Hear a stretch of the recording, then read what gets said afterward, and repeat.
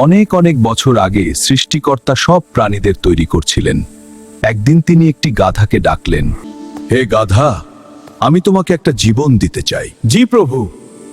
গাধা, তোমার মাথায় কোনো বুদ্ধি থাকবে না, তুমি সারা জীবন শুধু ঘাস খাবে, আর তোমার আয়ু হবে।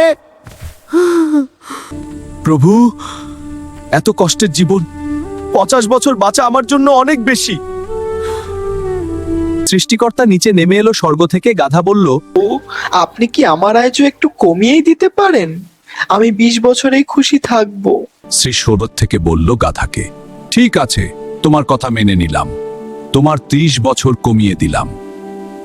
হে মানুষ, তোমার জন্য আমি 19 বছরের সুখের জীবন দিলাম। প্রভু, গাধা যে 30 বছর ফেলে দিল, সেগুলো কি আমাকে দিতে? তুমি কি নিশ্চিত? জি প্রভু, আমি নিতে চাই। এই কারণেই মানুষের জীবন এমন, প্রথম 20 বছর সুখে কাটে, তারপর 30 বছর গাধার মতো পরিশ্রম করে, আর বাকি জীবন কষ্ট আর দায়িত্বে ভরা পড়ে।